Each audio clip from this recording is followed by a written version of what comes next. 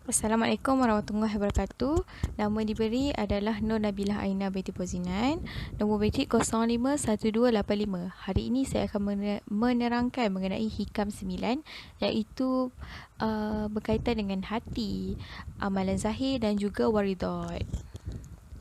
Okey, berkenaan dengan hikam 9, berkaitan antara hikam 9 ni adalah amal zahir, hati dan ahwalul waridat. Waridah ahwal. Okey, yang pertama kita perlu tahu mengenai apa maksud amal zahir itu sendiri. Amal zahir ni adalah perbuatan ataupun pergerakan tubuh badan seseorang yang dilakukan untuk Allah Subhanahu Wa Taala. Sama ada perbuatan itu adalah perkara khusus ataupun ibadah khusus ataupun ibadah yang ibadah wajib seperti solat tarawih, solat sunat, zikir, qiyamul lail. Okey, waridat pula adalah perasaan yang dirasai melalui hati dari kesan yang dilakukan. Perasaan iman yang dirasai oleh hati seseorang dari perbuatan yang dilakukan seperti solat-solat ibadah tu. Contohnya seperti solat. Bila solat zuhur tu hamba tu akan merasai ibadah, akan rasa iman yang khusus daripada solat zuhur tersebut. Okey, nombor 3 adalah pelbagai bentuk ataupun jenis amal zahir yang berlaku kepada seseorang itu kerana kesan dari pelbagai waridah ahwal yang dirasai ataupun yang dialami oleh hati seseorang tersebut. Setiap perbuatan bentuk amalan zahir yang dilakukan oleh seseorang itu yang menggunakan anggota badan seperti solat, haji, keluar zakat, tolong orang, baca Al-Quran berbeza. Setiap ibadah itu adalah berbeza waridatnya. Hal perasaan hati yang wujud dari kesan yang dilakukan, perkara yang datang ataupun muncul dari hati seperti pelbagai bentuk pengenalan ataupun makrifah yang merupakan keyakinan berkaitan dengan kebesaran ataupun zat Allah Subhanahu Wa Taala, rahsia-rahsia keagungan Allah tersebut. Waridat itu datang bila dilakukan ibadah yang dirasai nikmat waridat yang dikurniakan oleh Allah Subhanahu Wa Taala kepada hamba yang telah lakukan ibadah padanya. Perbuatan yang zahir ini adalah menjadi ikutan kepada perasaan hati itu. Apa yang dikatakan dengan perasaan hati itu? Perasaan hati itu adalah seperti seronok lakukan nikmat hambakan diri kepada Allah Subhanahu Wa Taala. Jadi perbuatan zahir itu akan ikut perasaan iman yang lahir dalam hati itu. Sebagai contoh, apabila hamba Allah Subhanahu Wa Taala akan merasai gerun ataupun takut kepada Allah Ta'ala, jadi hamba tersebut akan melakukan ibadah seperti istighfar, solat sunat taubat, dan ibadah-ibadah yang khusus kepada perasaan gerun yang dirasai oleh hamba tersebut. Berbagai bentuk yang dilakukan dan digunakan untuk mendekatkan diri kepada Allah dengan sifat jalal wa jamal, iaitu sifat Allah Subhanahu Wa Taala. Apa yang dimaksudkan dengan jalal dan jamal? Maksud sifat jalal pada Allah Subhanahu Wa Taala itu adalah sifat keperkasaan Allah Subhanahu Wa Taala. Jadi apabila hamba tersebut merasai memperhambakan diri kepada Allah dan mendekatkan diri kepada Allah dengan sifat jalal, maka hamba tersebut akan merasa takut dan lemah dalam melakukan ibadah tersebut. Apabila hamba mendekatkan diri dengan Allah Subhanahu Wa Taala dengan sifat jamal Allah, iaitu sifat kelembutan dan kerahmatan Allah Subhanahu Wa Taala, maka seseorang tersebut akan melakukan ibadah yang khusus dengan sifat Allah itu, seperti merasa tenang dan perasaan yang gembira dalam melakukan ibadah tersebut. Semua perasaan ini boleh silih berganti pada diri seseorang hamba tersebut menerusi sifat badal semata seperti ibadah solat ataupun puasa, ataupun ibadah harta semata seperti zakat yang melibatkan harta, atau merangkumi dua perkara murakab, iaitu harta dan juga badal.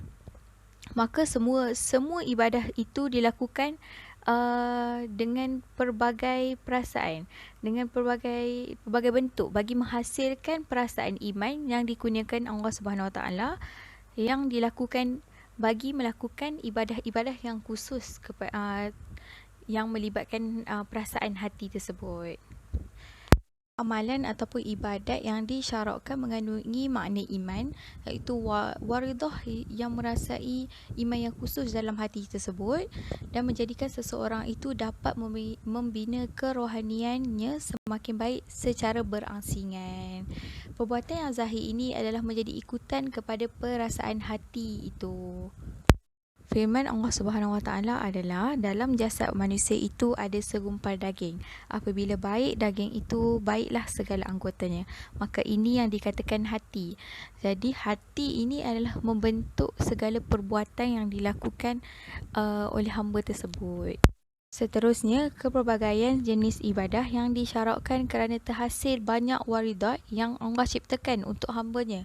Maka dengan sebab itu, orang yang mempunyai hal iman tertentu, dia akan membuat ibadah yang munasabah dengan hal iman yang dimilikinya. Sebagai contoh, orang yang merasai perasaan qabdi, iaitu perasaan iman yang rasa takut pada Allah Subhanahu Wa Taala, perasaan gerun kepada Allah Subhanahu Wa Taala dan rasa sangat-sangat bersalah, rasa yang hina di sisi Allah kerana sedar pada sifat kehambaannya. Kesannya akan keluar perbuatan yang khusus baginya seperti istighfar, solat sunat taubat, minta ampun pada Allah Subhanahu Wa Taala, menangis, tak selera makan sebab ingat dosa-dosa yang dilakukan tersebut. Seperti juga orang-orang yang merasai perasaan al-basat, perasaan yang tenang, lapang, gembira dengan Allah Subhanahu Wa Taala akan lahirkan perbuatan ibadah yang lebih kepada sifat jamal Allah Subhanahu Wa Taala. Perasaan antara sifat perasaan yang dipamerkan dengan sifat jalal dan juga sifat jamal. Sebagai contoh, untuk sifat jalal, apabila kita tidak lulus peperiksaan dan nak sangat lulus, Allah bagi juga tak lulus sebab Allah bersifat jalal dengan kita. Dengan sifat perkasa itu, walaupun kita nak tapi tetap juga tak dapat. Nak senang bagi susah, nak sihat bagi sakit. Tak sama dengan orang yang dipamerkan perasaannya dengan sifat jamal Allah Subhanahu Wa Taala. Kita tak diminta senang, Allah bagi senang. Nak juga rasa sakit, tapi Allah bagi juga kita sihat. Kita tak minta untuk lulus, tak apa kalau tak lulus, tapi Allah bagi juga kita lulus. Tak sama dengan dari segi perasaan dan perbuatan. Kita sentiasa merasa silih berganti sifat tersebut. Jadi, sesiapa yang memahami maksud sifat ini akan merasai ditakbir oleh Allah Subhanahu Wa Taala, akan rasa keagungan Allah Subhanahu Wa Taala yang dikurniakan oleh Allah Subhanahu Wa Taala dan melihat fenomena dan simbolik keagungan Allah Subhanahu Wa Taala tersebut. Seterusnya adalah menurut Syekh Ibnu Ajibah, kerana berpandukan pada makna ini, hal kerohanian Sufiyah berbeza-beza. Ada dalam kalangan mereka banyak melakukan ibadah kerana ahwal qalbiyahnya begitu. Ada kalangan mereka antaranya adalah ada kalangan mereka iaitu kalangan yang zahid, kerana orang-orang ini adalah zuhud, kerana hatinya zuhud.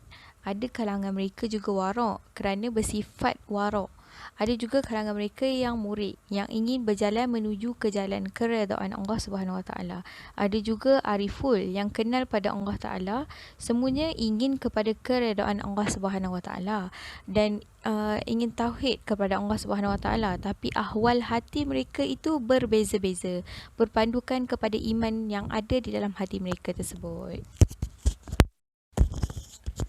Sebagai contoh, solat dapat lahirkan makna iman yang khusus dan zikir juga dapat melahirkan iman yang khusus berbeza dengan solat tadi.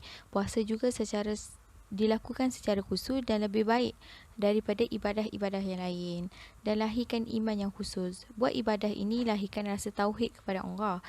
Maka ibadah ini perlu dilakukan bukan sekadar untuk lepaskan diri sebagai kewajipan, tuntutan kewajipan. Kita yang faham mengenai makna-makna khusus ibadah dan juga makna-makna perasaan hati yang berkaitan dengan ibadah-ibadah tersebut, perlu kita ketahui ibadah tersebut disyarakkan kerana apa, dan bukan sekadar kita lakukan hanya untuk memenuhi kewajipan saja. Sekian daripada saya, terima kasih.